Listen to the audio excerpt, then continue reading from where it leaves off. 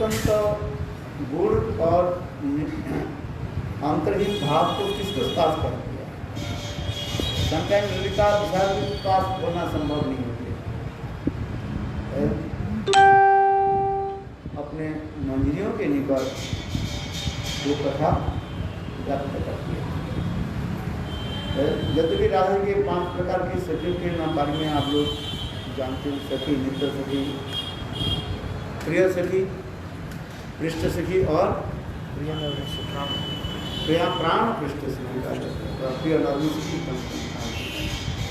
ललिता विशाखा इस बहुत उच्च कोटि की सखियां हैं, जो लोग राधा के करीब समतुल्य भी है। तथापि कुंज आदि में जहाँ पर वो पंखा चला नहीं तो लेंगे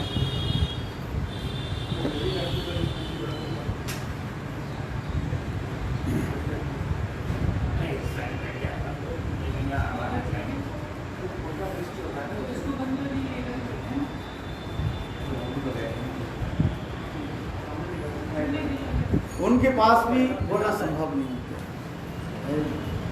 इसलिए तक तांबुल अर्पण पाद मुर्दन इस श्लोक में तो कहते हैं मंजरियों की सेवा की पराकाष्ठा भी लिखा है।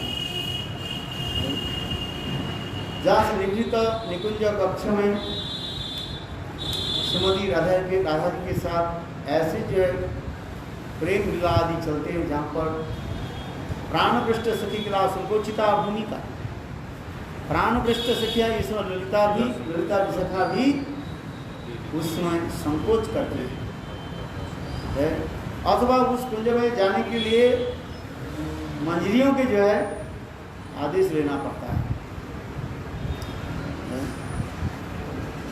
तो इसी प्रकार श्रीमती राधिका वह दिवांगना को जो अपने नित्य प्रिय जान करके सारी कथा को जो है बता रहे।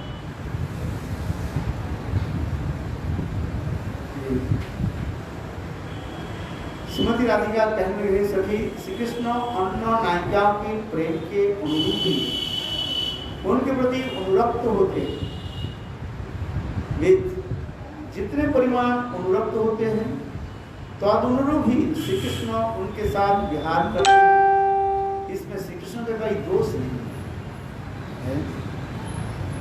देखो राधा जी अपने हृदय की बात खुल कर कहता है, किंतु यदि कभी इस नियम का व्यतिक्रम होता है तो उसके कृष्ण को दुख प्राप्त होता है, और वही मुझे भी दुख प्राप्त होता है। अर्थात प्रिया के प्रेम की तुलना में अधिक प्रीति दिखाए जाए अथवा अधिक विहार किया जाए तो उससे श्री कृष्ण के सुख प्राप्त नहीं होता है। इसका कारण यह है कि श्री कृष्ण की आकांक्षा के अनुरूप, इच्छा के अनुरूप आस्वादन देने वाली उपयुक्त प्रीति उस नायिका में नहीं होती। अतएव आकांक्षा की आपूर्ति के लिए श्री कृष्ण दुखी होती है तथा श्री कृष्ण के दुख पाने पर राधिका भी दुखी होती है। ये राधा की कहने की बात है। ये क्यों? कृष्ण चंद्रावली आदि के कुंज में जाने पर राधा जी मान क्यों कर लेती, दुख क्यों प्रकाश करती? मान क्या है? तो विरह है, दुख है। 5-4 प्रकार के जो है विरह का जो दुख दिखाया गया है, पूर्वराग, मान, प्रवास और प्रेम। क्यों राधा जी दुख क्यों प्रकाश करते? राधा जी यही कार्य है। राधा जी के मन में यही विश्वास है, निरंतरम वसीकृत पतिति नंदनंदन है। राधा जी मेरे कृष्ण मेरे प्रेम के द्वारा संपूर्ण रूप से वो वसीकृत है। और दूसरी बात है, मैं जितने मैं प्रेम राधा जी के कृष्ण के सुख दे सकती हूँ, वह सुख किसी के पास है ही है। मुझे 100 रुपया चाहिए, मानो 100 रुपीज़ मुझे चाहिए, तो जिसके पास 100 रुपीज़ है वो तो देंगे, और जिसके पास नहीं है वो कहाँ से दे देंगे? उधार करके थोड़ी देंगे इधर लेन देन उधार की नहीं बात नहीं हो रहा। यदि कहो हाँ महाराज ठीक है मेरे पास 70 रुपया है, 30 रुपया जो है दूसरे से उधार करके आपको मैं 100 रुपया देगा, ये जड़ उदाहरण दे सकते, किंतु उस जगत में ऐसे नहीं है। जो प्रेम ऐसे कुछ जिसके पूर्ण प्रेम है वो पूर्णता दे सकते हैं। इसलिए राधा जी कह रही हैं ये मेरा कहीं ये अहंकार व गर्व नहीं है, ये वास्तव सत्य है, आपको मैं खुल कर तुम्हें बता रही हूँ। श्री कृष्ण अपने साथ मिलन के लिए मुझे संकेत देते हुए तथा मैं भी उसे संकेत के स्थान पर अभिसार करते हूँ, परंतु यदि उनका आगमन नहीं हो पाता तो विघ्न ही उनका एकमात्र कारण होता है। वे मुझे एकाग्रचित्त होकर भी अन्य किसी रमणी के अनुरोध से आबद्ध होकर उसके साथ रमन तो कर लेते हैं, किंतु इस विहार से उनके सुख प्राप्त नहीं होता है, क्योंकि सारी रात ही वे मेरे दुख चिंता रूप दावानल में आतुर रहते हैं।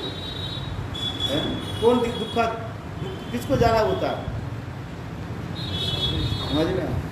कृष्णा मानो राधा जी के बोले जे आज तुम्हारे कुंज में मैं जाऊंगा, और बीच में आकर के चंद्रावली के सखी पद्मा ने उनके कुशला करके चंद्रावली के कुंज में ले गई, और चंद्रावली के कुंज में श्रीमती कृष्ण जो है सारी रात मनो बिताया प्रेम विलास। और करीब करीब प्रातः काल में राधा जी के कुंज में आई, तो राधा जी के कुंज में आने पर राधा जी को मान करती है, दुख प्रकाश आदि करती है। राधा जी कर रही क्यों ना? देखो राधा जी स्वयं कर रही है, मैं जितना कृष्ण के लिए चिंतन करता हूँ उससे अधिक चिंतन कृष्ण मेरे लिए कर रहे हैं। क्यों? ये राधा जी जितने हमें प्रेम दे सकती है, इनकी कुंज तो मैं चंद्रावली के कुंज में मैं तो हूँ, किंतु चंद्रावली वो मुझे वो सुख दे नहीं पा रही, इसलिए कृष्ण किसको चिंतन कर रहे हैं? राधा जी है। राधा जी जितना ही चिंतन करते हैं कृष्ण को है, और उस लीला के समय अर्थात चंद्रावली के कुंज में रहते हुए वो कृष्ण किसके ज्यादा चिंतन कर रही है? राधा जी।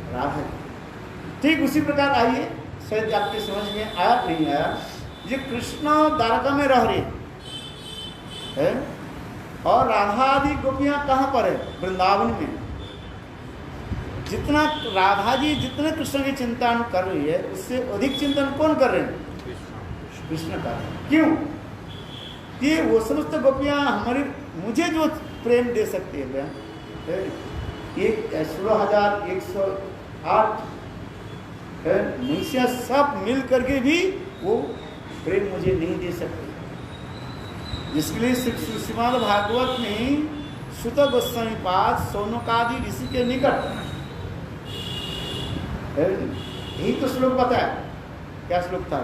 उद्दाम भाव विष्णु मलबल गुहास विड़ावलोकनम।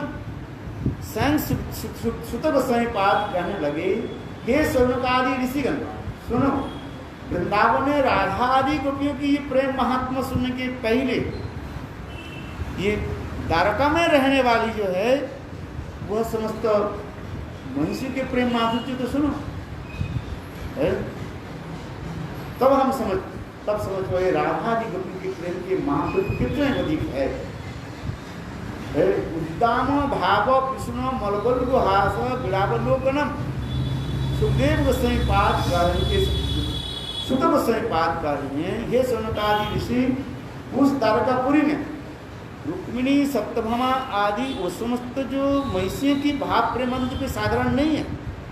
इस जगत के स्त्रियों को भी छोड़ दीजिए, स्वर्ग के रहने वाले स्त्रियों की भी छोड़ दीजिए, यहाँ तो ये वैकुंठ में वही कृष्ण के जो विलास विग्रह नारायण की अंकसाई जो लक्ष्मी आदि रहती है। अथवा उनकी भी साथ भी तुलना नहीं हो सकता। किसके साथ है? नहीं, द्वारकापुरी में जो रमन उनके साथ तुलना दे रहा है। लक्ष्मी का सौभाग्य नहीं है, लक्ष्मी का सौभाग्य नहीं है, संभव नहीं। उनके हृदय में जो प्रेम, अर्थात द्वारकापुरी में जो महिषी के जो प्रेम के साथ अभी पहले तुलना दे रहे हैं, ये वैकुंठ के से लक्ष्मी के। अरे उद्दाम भाव कृष्ण मलबलु हास गिड़ावलोकनम, उनकी उद्दाम भाव समुद्र के तरंग के भांति उद्दाम भाव, उद्दाम भाव कृष्ण मलबलु हास, ऐसे सुंदर जो मंद मुस्कान है, जिसको देख करके एक बार तो स्वयं कामदेव भी आ गए थे। कहाँ गए? द्वारका में है। किंतु देखो वो समस्त महिषियों के ऐसे प्रेम की विकार देख करके कामदेव अपने तीर और धनुष हाथ से अपने आप वो गिर गया और अंत में मूर्छित हुए। तो उसी प्रकार वो समस्त महिषियों की जो प्रेम के उद्दाम भाव है इतने उच्च स्तर के, तथापि वो महिषियां जो है नशे को, कृष्ण के जो मन को जो है वो मोहित कर नहीं पाते। जब ये समस्त महिषियां यदि मोहित नहीं करता है तो अब वह दूसरी कहां से कर पाएंगे? तो उससे भी अधिक प्रेम की महिमा दिखा रहे हैं राधा वृंदावन में राधा आदि गोपियों की प्रेम महात्मा। इसलिए तो यहाँ पर कार्य ये वृंदावन में वो समस्त गोपियों की ऐसी सौंदर्य माधुर्य जो है, इसलिए यहाँ पर भी कार्य तात्पर्य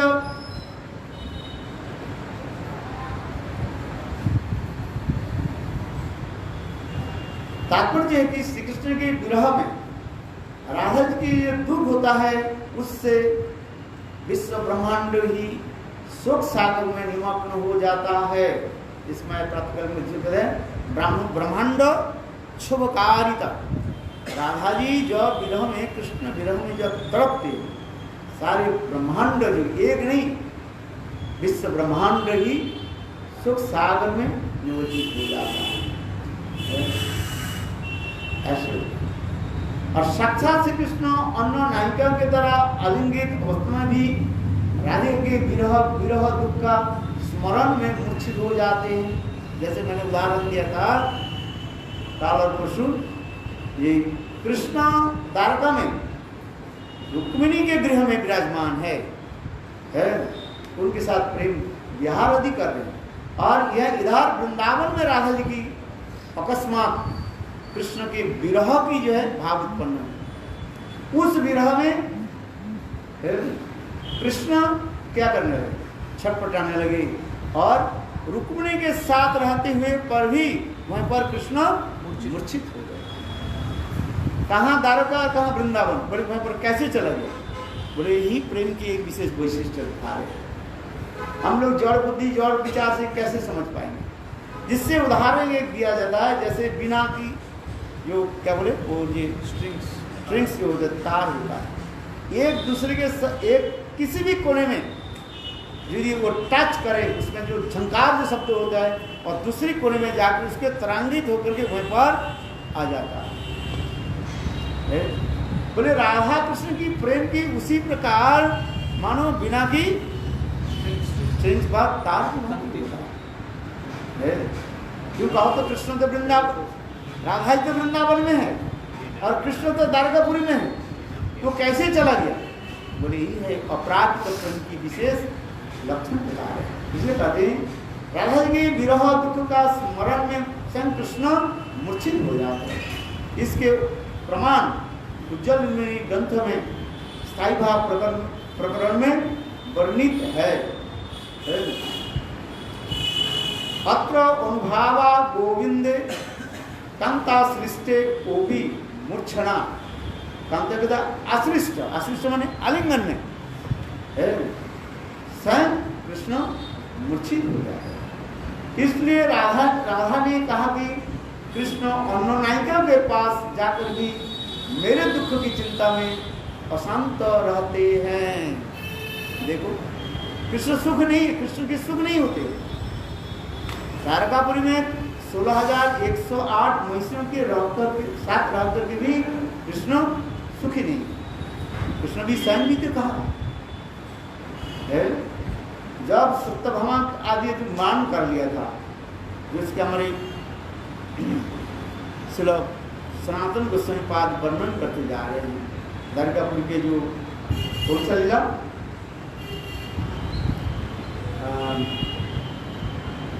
ये कृष्ण प्रातः काल में उठ करके कौन लीला बोलते उसको, जो मायाकल भी तो मैंने जो स्टैचू बनाया था, नव वृंदावन की लीला कथा है। नव वृंदावन में 2 लीला कथा है। एक है रूप गोस्वामी पाद जो है ललित माधव वृंदावन, ललित माधव ग्रंथों में उसमें वर्णन किया गया, और एक जो है सनातन गोस्वामी पाद भी बृहद ग्रंथ में वर्णन किया गया। तो उसी जो है जो कथा जो है उसको देख करके जब सत्यभामा आदि देखा, लंबी कथा, इसमें मैं कथा को छोड़ करके आगे चल रहा हूँ। तो सत्यभामा देखा राधादी गोपियों के साथ कृष्ण के प्रेम, वो भी स्टैचू था केवल मात्र। कृष्ण जब गोचारण करने के लिए जा रहे हैं, वो विश्वकर्मा ने एक स्टैचू बना दिया, मूर्ति बना दी, और उसी के देख करके सत्यभामा के कैसे मान उत्पन्न हो गया। और कंस के पत्नी पद्मा काम वेग में इतने हो गया, वो अपने काम वेग को ये कर नहीं पाए, दमन कर नहीं पाए, सबके सामने दौड़ने लगे। ये सच समझ करके कृष्ण को लीला आदि कर इसी प्रकार से उसे रोका गया। ये समस्त कथा वर्णन है। और इतने भी तक भी नहीं है, वो भी ऐसे भी नटखट है। कौन? उग्रसेन की पत्नी बड़े कंस के माता पद्मा क्या बोली? अच्छा, कृष्ण ये ब्रजवासी के लिए रोते क्यों हैं और ब्रजवासी के लिए उनके रोते क्यों हैं? बोले कुछ नहीं है, वहाँ पर वो गोचारण करते थे, इसलिए गोचारण करने के जो उनके जो पैसा अभी दिया जाए। गोपियां किस लिए रो रही है? बोले कृष्ण जब वृंदावन में थे गोचारण करते थे, तो गोचारण करने में उसको तो मजदूरी देना पड़ेगा, नहीं पड़ा? वो उस समय सब तक वो कार्य है जे ये सब पैसा उनके चुका दिया जाए तो उनके रोना बंद हो जाएगा। ऐसे ऐसे रोचो रोच कथा भी उन पर है, किंतु प्रेम के बारे में नहीं जानता है। इसलिए कार्य जिस कथा प्रसंग जो आ रहे हैं, मुझे अत्र अनुभावा गोविंदे कांता अस्पृष्टे गोविंद मूर्छना, इसलिए राधारानी कह रहे हैं कृष्ण अन्य नायिका के साथ जाकर भी मेरे दुख की चिंता में अशांत रहते हैं। हे सखी, अन्न ब्रजंगना के पास विलास करते हुए मेरे दुख की चिंता करके कृष्ण का जिस दुख पाते हैं उसी के लिए ही मुझे अत्यधिक मानसिक संताप होता है। मेरा वेश भूषण विलास और सुंदर वस्त्र आदि वसति धारण करना सब कुछ विफल हो गया। हाय हाय, ये सब श्री कृष्ण की सुख के लिए मैं कहता ऐसे कहते हुए मैंने उस समय जो क्रंदन किया था तुमने वह भी सुना है। राधा जी करें, हे सुंदरी, तुमने ब्रज में रहो और ब्रज में रह करके इसको तुम्हें समझ में आएगा, क्योंकि जब तक ब्रज में नहीं रहो ये तुम्हें कहाँ अनुभव होगा। इसलिए स्वयं राधा जी कह रही हैं, हे सुंदरी तुम ब्रज में रहो, मैं किस लिए मैं क्रंदन करते रोती हूँ, इसलिए नहीं रोती और कोई कारण नहीं है मेरा, कृष्ण सुख के लिए है। हाय हाय कृष्ण वो समस्त रमण के साथ मिल करके उनके सुख प्राप्ति नहीं, इसलिए कृष्ण दुख हेतु मेरे हृदय में वो दुख होता है। प्रातःकाल जब श्री कृष्ण मेरे निकट आकर अत्यधिक अनुनय किया तो उस समय मैंने इस कहकर क्रोधपूर्वक उनका तिरस्कार भी कर दिया कि तुम अपने उसी प्रियतमा नायिका के समीप जाकर पुनः उससे अंग सुख का उपभोग करो। जैसे बच्चा कोई बार माँ के आदेश पालन नहीं करता है, बत्ती के बाद अग्नि को देख करके वो बार बार आग में हाथ देना चाहते हैं, तो माँ क्या करती है? पहले तो 2 थप्पड़ मार देते हैं, बालक तब भी नहीं मानते। तो अब माँ क्या करती है? बालक के हाथ पकड़ करके आग में लगा हाथ लगा, तो अब हाथ जब जलते हैं तो उसमें आग में। तो उसी प्रकार श्रीमती राधिका भी कार्य है, जो मेरा क्रोध श्री कृष्ण की सुख के लक्ष्य ही करते हुआ और कुछ कारण नहीं है। मेरा यह क्रोध श्री कृष्ण के सुख को लक्ष्य करके ही हुआ था और कुछ नहीं है। मेरे आंतरिक भाव यह था कि वह सुख नहीं मिलता, वह क्यों जाते हैं, यही मेरे क्रोध का कारण था। क्योंकि उन्होंने यो पूछा, देवांगना ने पूछा, ये तो प्रियजन के ऊपर क्यों क्रोध क्यों प्रकाश करते? तो राधा जी अपने क्रोध की प्रकाश इसलिए कर रही है, ये इस मतलब बता रहे हैं। जैसे माँ बालक के ऊपर क्रोध क्यों प्रकाश किया?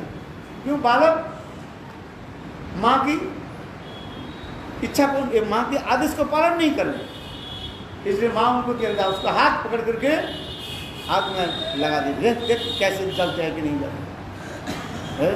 तो माँ के क्रोध जो है वो अपने पुत्र के सुख के लिए, दुख के लिए नहीं है। जो माँ शासन आदि करते हैं, जैसे गुरु शिष्य के शासन किस लिए करते हैं? गुरु शिष्य के शासन इसलिए करते हैं उसके भलाई के लिए है, और कोई कारण नहीं है। गुरु के क्या काम है? गुरु जो टीचर हमें जो शासन करते हैं, शिक्षक जो शासन करते हैं, वो उनके शिष्य के भलाई के लिए, और कुछ कारण नहीं है। और जो ऐसे शिष्य के गुरु के आदेश को वो स्वीकार कर लेते हैं और वही एक दिन श्रेष्ठ बन जाता है। इसलिए हमारे भक्ति सिद्धांत स्वरूप प्रभुपाद कहते हैं, गुरु शिष्य बनाते नहीं, हम नहीं कर रहे, ये मेरा शिष्य है, किंतु गुरु ऐसे नहीं सोचते। गुरु सोचते क्या, इसको तो अच्छा ठीक है, अभी तो मेरा शिष्य है, इसको मैं क्या बनाऊं, मेरे भांति ये गुरु बने।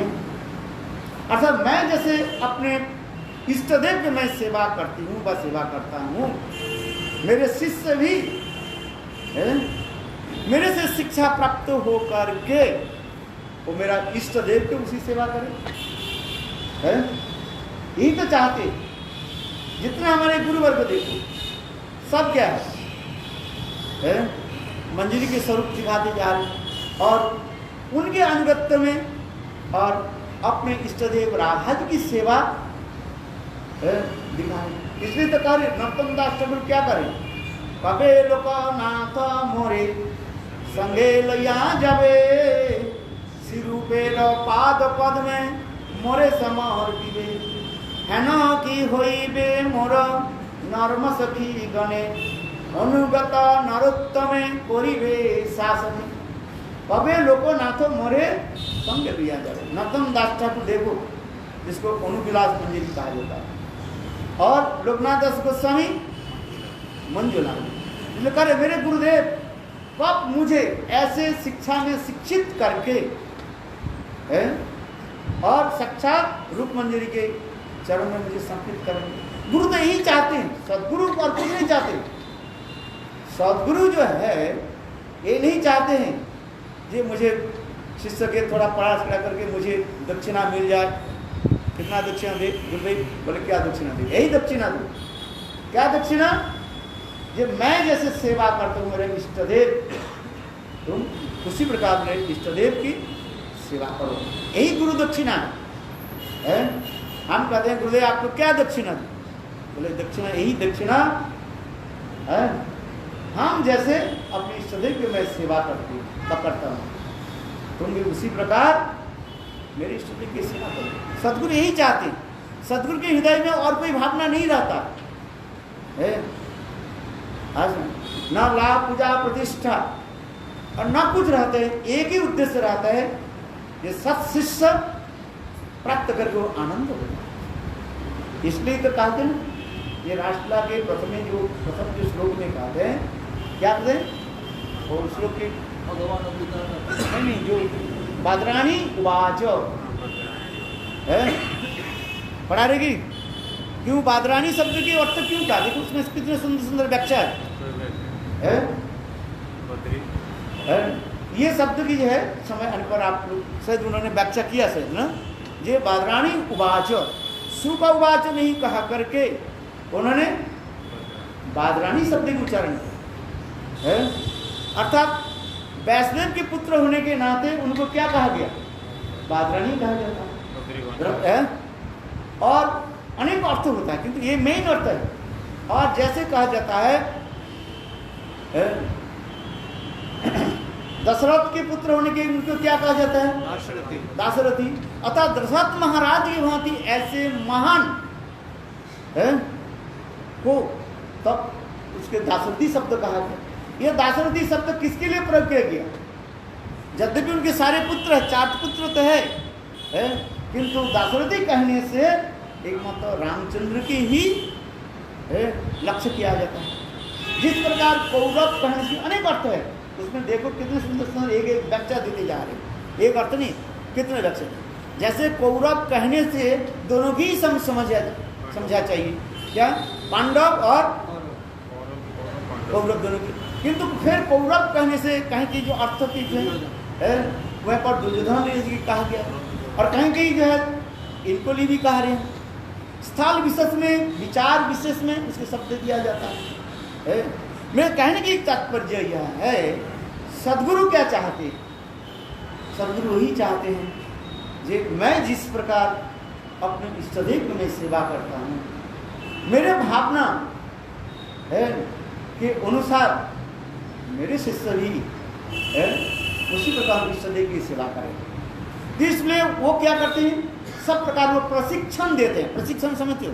उनकी शिक्षा ट्रेनिंग देते हैं, कैसे धीरे धीरे अनर्थ निवृत्त होकर के और ऐसे सर्वोच्च सीमा पर पहुंच सके। गुरुदेव के यही काम है। गुरु क्या करता है? गुरु के काम और कुछ नहीं है। शिष्य में पिटाई करना, क्यों पिटाई करता है? पिटाई इसलिए करते हैं उनके पास रोष नहीं है, उनके प्रति प्रगाढ़ प्रीति होने के नाते। जैसे बंगला में एक शब्द कहा जाता है, क्या बोले? प्रेम कर शासन करा ताहर सजे सुहाग करेंगे, जिसके बाद प्रीति है पूछते हैं इसको कैसे करें। और एक होता है उद्दंड, जो होता है उसको दंड देना भी पड़ता है, नहीं तो बेकार हो जाएगा, सड़ जाएगा है। इसलिए ये भी दो भी दिखाई पड़ता रहता है।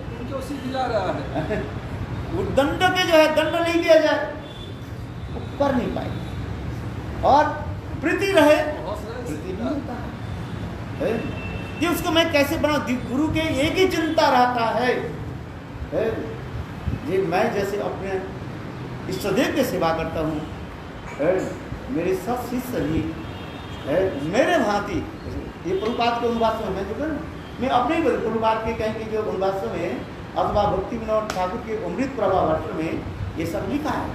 सदगुरु यही चाहते हैं, इसलिए कहते ना, मेरा गुरुदेव एक बात कहते हैं, सदगुरु मिलना भी जैसे कठिन और सत शिष्य भी मिलना कठिन। गुरु मिले लाख लाख, मेरे गुरुदेव के भाषण में कहते हैं, गुरु मिले लाख लाख शिष्य मिला भाग, और शिष्य मिले लाख लाख गुरु मिला भाग। हो सकता है सदगुरु मिल जाए, किंतु सत्शिष्य अति दुर्लभ, और हो सके सत्शिष्य मिले, सदगुरु भी अति दुर्लभ है। किंतु भगवान की इच्छा से, बात संजोग से सदगुरु और सत्शिष्य जब मिल जाता है, सत्शिष्य क्या करते, सदगुरु क्या करते हैं? सत्शिष्य में जो है अपने भावना के अनुसार लिख जाते हैं। ये कैसे हो रहा है? यही तो चाहते हैं हमारे सब जीव गोस्वामी, केवल रूप गोस्वामी पाद क्या चाहते हैं? जीव गोस्वामी जैसे सत्शिष्य है, संप्रदाय संरक्षक जो है वो उसी तरह उनकी ट्रेनिंग दिया। देखो उन्होंने भी क्या किया, उन्होंने भी जीव गोस्वामी पाद ने किसको ट्रेनिंग दिया? वो जीव रूप गोस्वामी पाद जो शिक्षा प्राप्ति किया वो नरोत्तम श्यामानंद श्रीनिवास, और फिर यहीं पर परंपरा में भी आर्य विश्वनाथ चक्रवर्ती पाद से लेकर के गुरु परंपरा, सारे गुरु परंपरा उसी प्रकार ही है। इसलिए गुरु परंपरा की मूल गुरु परंपरा कौन है? यहीं पर भी कार्य आगे जाके कि संग राधा हमारे ईश्वर गुरुदेव के जहाँ पर भवानुवाद है वहीं पर कहते हैं वास्तव गुरु परंपरा जो राधा जी, यद्यपि हम लोग कहते हैं कृष्ण ही दे चतुर्मुख, भगवान कृष्ण से ब्रह्मा ही दे नारद दे, तो हमारे गुरु परंपरा में कौन आ गया? कृष्ण आ गया। तो यहाँ पर जो भावानुवाद में कहीं पर पढ़ रहा था ये बोले राधा जी ही परम गुरु परंपरा में मूल गुरु ही है। यद्यपि कृष्ण के कहते हैं तो मूल गुरु कौन है? राधा जी। इसलिए स्वयं कृष्ण भी कह रहे हैं राधिकार प्रेम गुरु आमी शिष्य नाथ है, जहाँ प्रभा नाचे नाचाए हमारे उद्भट है। राधिकार प्रेम गुरु बोले गुरु और शिष्य, राधिका गुरु आमी शिष्य नट है, नट माने जिसको मैं नचाता है। जिस प्रकार उदाहरण देते हैं जैसे अच्छा जो ड्रामा तब लोगों के निकट दर्शाया जाता है जिसकी यदि अच्छा यदि वो है क्या बोले नाटक के जो ड्रिल करता है सूत्रधार में, अरे नाटक जो डायरेक्टर डायरेक्टर के ऊपर निर्भर करता है। वो जैसे जैसे हम वो जब वो क्या बोले दिल्ली में था ना राम लीला मैदान में उसको करने के पहले एक दिन पहले चलो बोले महाराज चलो क्या करते दिन में क्या करते हैं वो डायरेक्टर है ना जो जो लीला करेगा, राम की लीला जो करेगा कि लक्ष्मण जो लीला करेगा, हम देखा साक्षात हो ना इतने गाली देता है स्टूपिड नॉनसेंस क्या बोले नहीं ऐसे होना चाहिए, ऐसे होना चाहिए, ऐसे होना चाहिए। डायरेक्टर के जो अच्छा डायरेक्टर होगा तो तब तक एक कंपनी चलाने के लिए अच्छा डायरेक्टर होना चाहिए नहीं चाहिए? नहीं हम जैसे मूर्ख के डायरेक्टर बना दे थोड़ी चलेगा।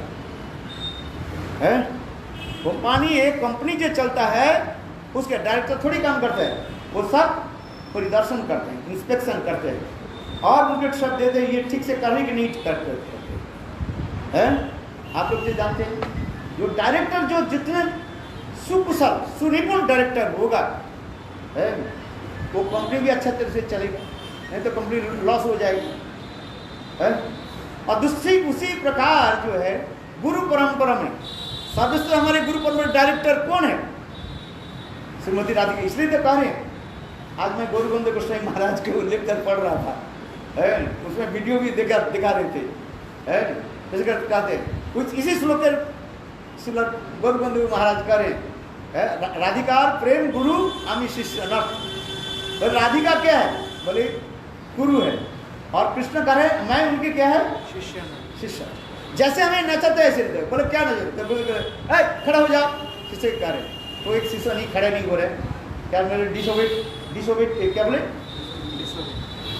डिसोबेट कर लो खड़ा हो, फिर शिष्य खड़े कान पकड़ो बोले बैठो, बोले उठ बैठो, बोले अप डाउन करो।